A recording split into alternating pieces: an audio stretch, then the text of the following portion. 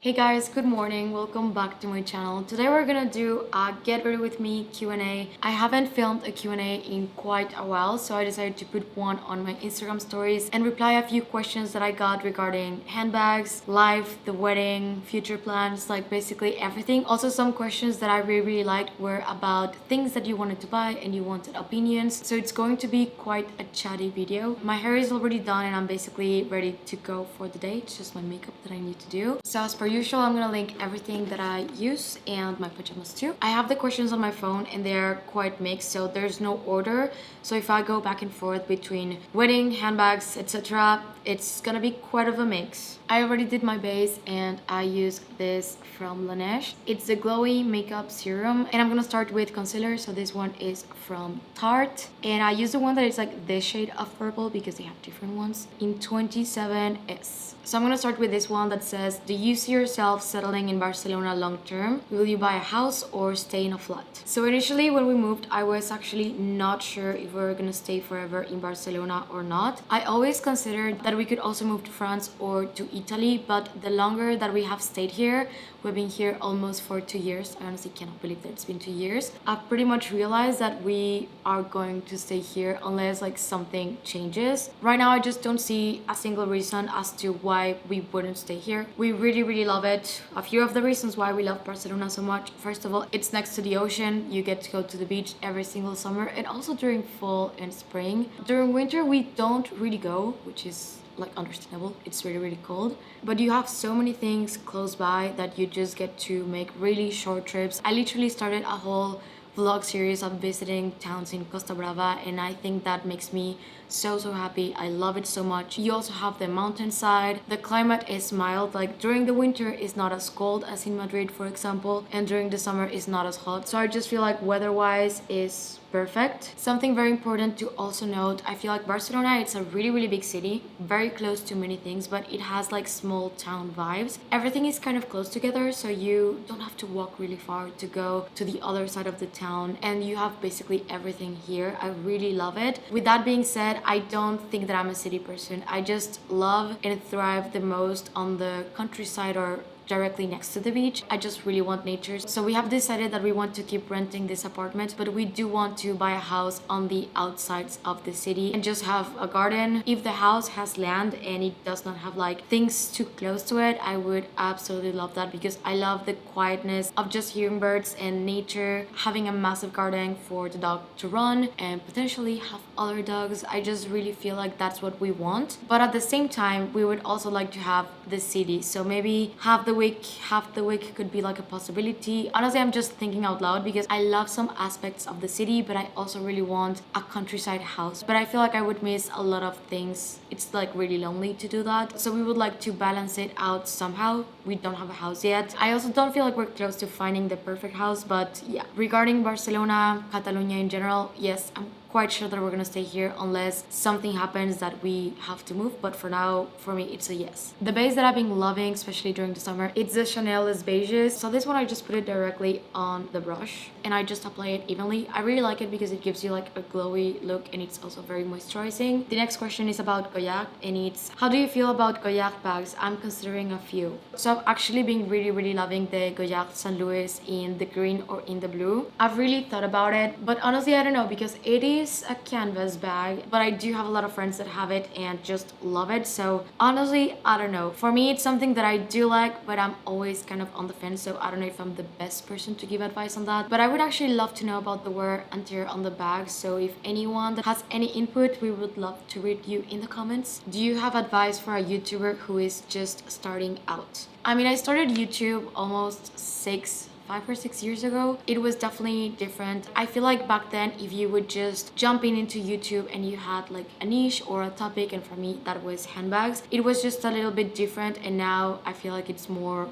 broad. I may be wrong about this, but the only advice that I think I could say is that it doesn't matter if you're starting today or if you start in a year or if you started 2 years ago. The best thing that you can do is be very consistent and just put things that you like out there without much expectation, because sometimes you could really love a video that you're putting out and it's not gonna do good, and that is sometimes discouraging, but you have to keep doing it until you find people that also love it and you start making a little community and growing from that. But when I started, I had literally no expectations. Like, I never really thought that I was gonna become an influencer or content creator. I just wanted to talk about handbags because I didn't have anyone in my life who I could talk to about these things. And I also constantly watch other YouTubers doing this content and I just admired them so much and I wanted to do the same. So for me, it was because I just wanted to talk about things that I liked. And now, besides bags, I just really love doing vlogs and just things that are a little bit more like my day-to-day life. But if you're starting, I would definitely say find something that you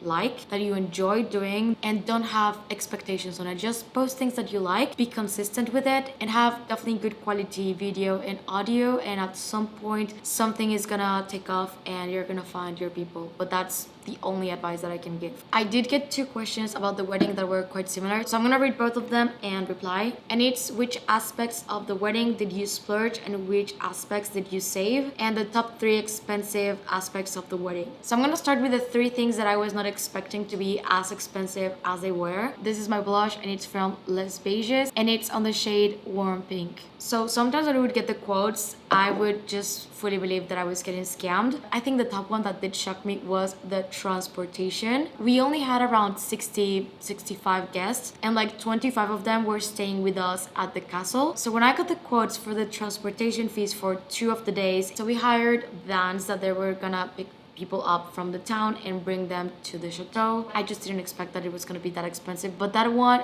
definitely shocked me. So we of course tried to find some alternatives and just found out that those were indeed the correct prices and we had to pay it. The second one was the cake, but I feel like this one was because I just didn't have any idea. I was not very deep into knowing prices of wedding stuff, so the wedding cake was amazing. It was delicious. It was beautiful. I have 0 complaints. I just didn't know that those were the prices. And again, we didn't even have like that many guests, but it was really expensive. I don't remember the prices right now. If I do, I'm gonna put them on the screen, and if I don't, I just can tell you that it was expensive. And the third one was photographers and videographers. I was floored when I got some quotes because I was looking for a very specific style and a few of them quoted us insanely high. And sometimes when I wanted to ask some questions just to double check that we had the same style, because sometimes they share their portfolio with you and you can see some of their weddings, but I would not find in places that were similar to ours. So I just kind of wanted to make sure that we were on the same page, and they were not very open to conversation. So that part I found it super hard. Thankfully at the end I found such an amazing photographer and also videographer. Like, I ended up being so happy and so comfortable with them. They literally made the day just easier for me because I was very nervous. One thing is sitting down here and being on camera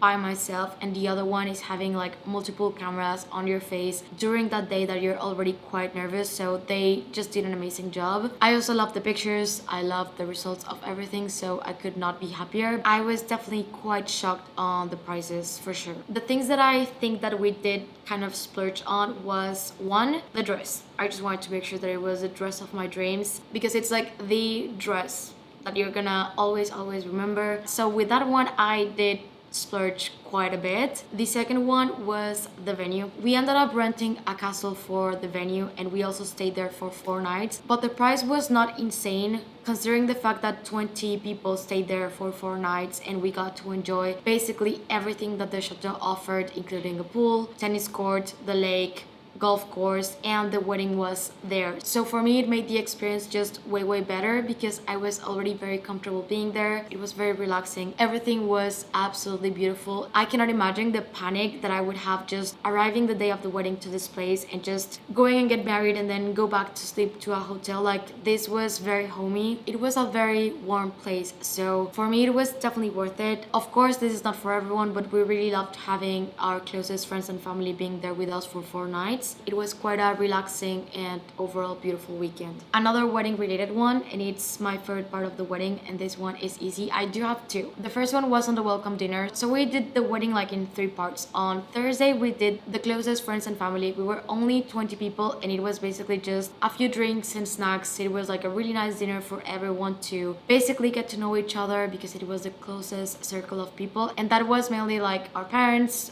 friends. It was a lot of fun. And then on Friday we had like the welcome dinner, and everyone that was invited to the wedding was also invited to this one. This one was definitely more chill, but basically flying people from everywhere in the world to France. We wanted to give them more than just one day of parties, so we did a Friday dinner too. So during this dinner, Polo's mom, now my mother-in-law, she knows that I love Mamma Mia, so she basically rehearsed with the aunts and everyone to perform Super Trooper for me. It's one of my favorite parts of the movie, and everyone was laughing, everyone was dancing. I just feel like it was the sweetest gesture, and we had a lot of fun. For bronzer, I used this one from Dior, and it's in the shade Natural Bronze Glow. And the second one was on the day of the wedding. We decided to have a first look, Polo and me, but I did not expect Polo to cry that much, to be honest. So I basically came down the stairs and he started crying right away. Like, he didn't even turn and he was already crying. My bridesmaids were already crying too, and then seeing the groomsmen, which are also my friends because we've been together for 9 years. So his friends are also my best friends. And I don't know if they started crying because they saw Polo crying, and it was quite shocking for them to see Polo cry this much. But everyone was basically crying, and I was struggling so hard to not cry myself because I just had my makeup done and I was gonna definitely ruin it. And I'm the type of person that if I start to cry, it's really, really hard for me to stop. But it was just such a beautiful moment. It was nice because even if we were like a few people there, it was like our closest people, and it was so emotional and so cute. Like, I'm definitely gonna remember it for the rest of my life. How did you make friends when you first moved to Barcelona? So I've talked about this quite a lot. Making friends as an adult, it's so hard, and especially me being so introverted, I just don't go to people and start talking to them. I also don't work in an office. I don't go to school anymore, so I don't have places where I really get to meet people because of proximity, that you just see them very often. So moving overseas and leaving my best friends behind, coming here basically by my own, was really hard to start making new friends. And at some point I was very sad about it because I just didn't know how to make new friends. I was really lucky that basically the moment that I arrived, I met Marco, and she became basically my best friend. We basically do the same thing, so we had so much in common. But I met her through Instagram because she already followed me. We met in person and we clicked basically right away, so that was very easy. But besides Marco, I just was not meeting anyone else basically. So a lot of people recommended me to join Bumble, but the problem with Bumble is that you have to make the conversation flow with people that you don't really know, and taking the friendship from the app to meeting them in real person was something that I was struggling a lot with. So to be completely honest, it took me quite a while to finally make a group of friends. Today I can tell you that I feel like I've made such beautiful friendships. I'm gonna introduce them to the vlog eventually, but it was definitely tricky to make friends. So basically how I ended up making friends, it's because I joined Soho House, and through the app you can connect with people, and that way I met Kasha, and then she introduced me to some of her other friends. I also did match with one girl on Bumble that I just really connected with her over bags, dogs, and sushi. So it definitely took a while and a lot of effort, and I did feel very lonely for a really long time. But I do feel like right now I've made very beautiful friendships that I hope that they last for a really long time. I also have a lot of long distance friends that we have to travel to meet each other. So as an adult, it's definitely not the same that when you're in college. So it was tricky for me to handle that. So my advice would be join a club, also making an effort on Bumble and social media. How did you and Polo meet? I've told this story before, but Polo and I know each other basically since we were kids. We met through sailing. So I started sailing Optimist. I'm gonna share a picture of what an Opti is. When I was around 5, 6, because my dad used to sail, my mom also used to sail, and Polo started sailing Optimist also around that age. And at some point you start competing as a kid. Like, they're really fun. The races always include, besides sailing, like parties and things to interact with other kids. We didn't really live in the same city, but we just would see each other on competitions, but we were not really friends. We just kind of knew each other. I don't even remember when it was the first time that we met, and he doesn't remember either. We just kind of remember each other being there at some point. And then after Opti, when you turn 15, then you go to Laser, which is another type of boat. And there you start kind of like being teenagers, and you start to kind of go to little parties and hang out with each other a little bit more. We were also competing. We were not friends, but we would just kind of interact with each other. He had his own friend group and I had mine. I saw him get his first girlfriend. He also met my first boyfriend. Like, we're just around each other a lot since we were really, really young. So I think we know each other since we were like 7. We started dating when I moved to his city for college. So basically I moved, started college, and also joined the same sailing team where he was. So we had the same coach, and we would be around each other basically every single weekend. And it was basically forced proximity. We started to hang out so much and started to like each other so much that it was really, really weird at the beginning. When we had our first kiss, it was like, no way that we're gonna start dating.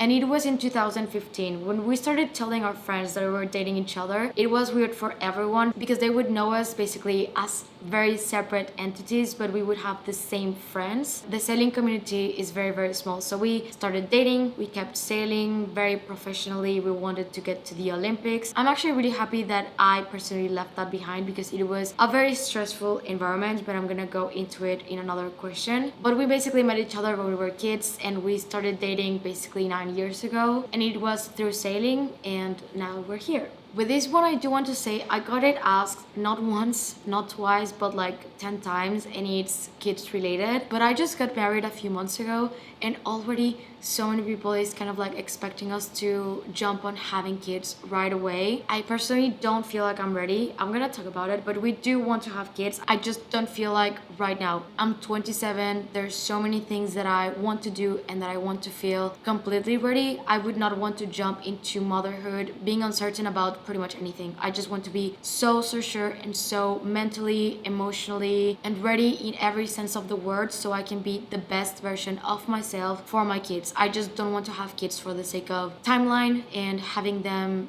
now. So yeah, we do want to have kids. I would love to have 2. I've always kind of dreamed of having girls, but I would love my kids no matter what. I literally don't care at all. And as to when, I feel like we have like this 5-year plan. I mean, it's not really a plan, it's just, I know right now that I just feel like I need 5 years to travel and to complete basically everything that I would like to do as a person that is not a mother yet. I'm 27, so I would love to think that I have even more time if I want to. I do understand that the sooner the better, but I just feel like it's better for me and overall to just be fully ready and to have done everything that I want. The first thing is I want to have a house with a garden because I don't see myself pregnant or with children, toddlers running around an apartment every single day. I grew up surrounded by nature and dogs and a lot of space, and I do want that for my kids. I also don't feel like I'm exactly in life where I would love to be by the time that I'm a parent. I don't know right now what I need to feel fully ready, but I guess I'll know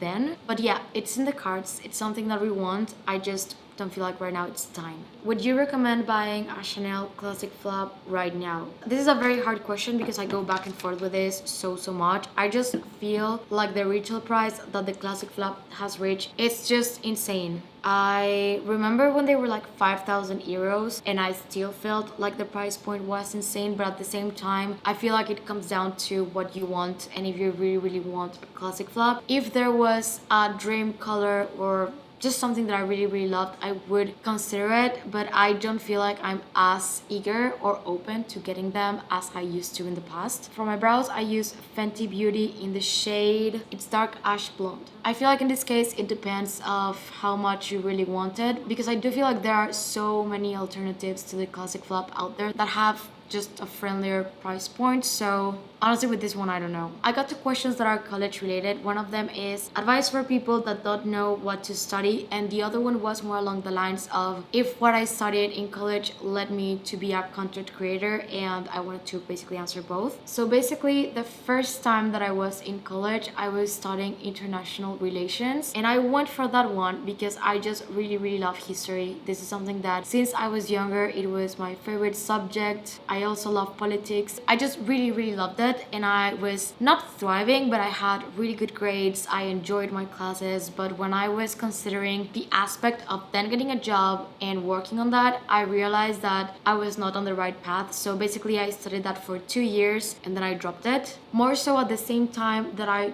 dropped it, I also dropped sailing because I was doing both of them at the same time and I just burned out. It was too much for me to do like college full time and also doing sports professionally and really trying to get somewhere. It was just too much for me. I could not handle it, so I had to drop it. I took a year off and that made me feel so scared because I just felt so behind in life. I was already basically 3 years behind everyone else and I was gonna start from scratch another degree, but I feel like that changed my entire life. I dropped sailing, I started working and traveling, and I basically did everything when I was working. I was babysitting, I was giving sailing lessons, surfing lessons, I was giving English classes, and I just tried a few different things, not to see if I wanted to stay in that job, but to just know myself a little bit more. And that's when I started into fashion and social media. But I never really took social media seriously at all. Like, it was just for fun and to have a space to share bags and fashion that was not really my close friends and family, that I felt like they were gonna judge me a little bit, because that's what usually happens when it comes to luxury bags. And after that year of traveling and working, I came back and I started to study again. It was international tourism business management. I always dreamed of building a hotel like in Love Rosie, or the business management side of things. So I didn't know exactly what, and I ended up basically doing this because I just loved it so much. So my advice would be to try things out, and if you're not sure, take a gap year to work and just see different things, because I definitely did my fair share of mistakes. I felt so behind, but at the end of the day,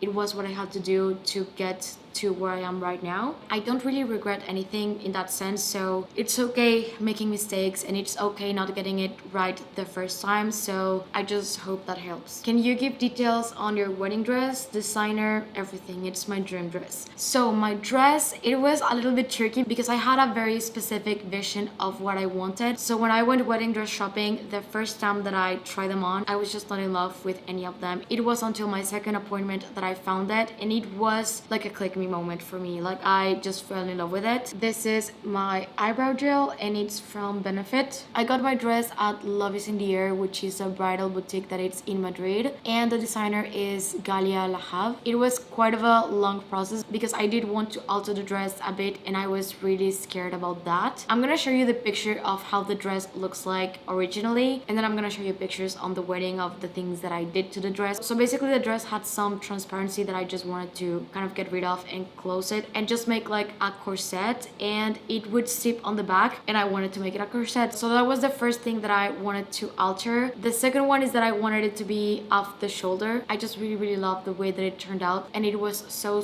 comfortable. I'm gonna put also the name of the dress. But overall, like, despite being so scared of altering the dress and not knowing how it was going to turn out, it was just perfect. I would just highly recommend to anyone looking for their wedding dress in Spain to go to Love is in the Air. They were so sweet and they had such amazing, beautiful dresses that I just feel like I could not have been happier with the result. Do you miss sailing, and do you see yourself buying a sailboat again in the future? So I actually get asked about this quite a lot because I used to have a YouTube channel where we got a boat and we were basically vlogging, fixing the boat, and just traveling in the sailboat, because after competing we just wanted to sail and have fun, like just for the fun and to travel. It was a big boat, it was 35 feet. The thing is that originally the plan with that boat is that we were going to sail from Mexico to Barcelona with it, but it was a very old boat from 1972 and we were absolutely delulu because that boat was not going to get here, so we had to sell it so we could move. So right now the plan for us is to first get a house, and after we have the house and everything is set, if we have to renovate it, we can renovate it, and then afterwards we are going to get a boat because it's such an important part of our lives that I just don't see how we could not get a boat again. I would love to teach my kids how to sail, and I just do miss that part of our lives so much that it's definitely on the plans, but we do have priorities of getting a house first before getting again a boat. That it's tricky getting a boat. It's so complicated to keep it in shape. You need to put a lot of time in it too. But I do miss so much our sailing videos, and Masha does miss the boat too. I have the last two questions, and one of them is debating between the mini Coco handle and the new mini Trendy CC. And for me, the Coco handle and the Trendy CC have been always like very similar bags, but for some reason I've always been a little bit more inclined to the Trendy CC because it is lambskin, and I just really like lambskin way more than caviar. And I've been really considering going to check out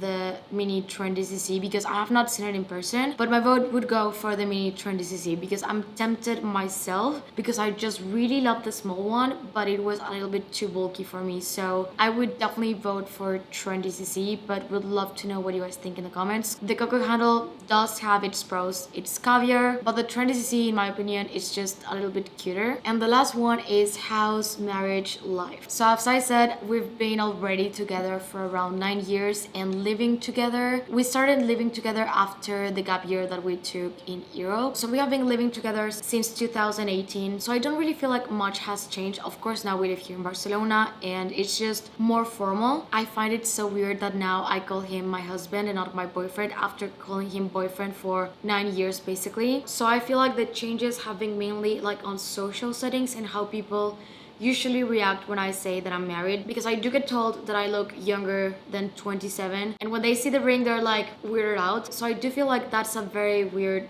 part of it, but between us nothing has really changed, and with our parents that's also basically the same because we've already been in each other's lives for so long. So I am definitely so happy that finally I can call him husband. But yeah, I don't overall feel like much changed at all. So this was the video. I hope that you guys enjoyed it. I'm gonna make sure to do them a little bit more often. It was definitely a long video, so I hope that you guys still watching to this part. But thank you so much for watching, and if you have any other questions for next one, I would love to chat with you guys in the comments. And if you're new to my channel, please consider subscribing and click the notification bell down below so you don't miss any of my videos. And if you're not done watching, I'll leave you 2 videos right here in case you want to check them out. Thank you and see you on the next one. Bye!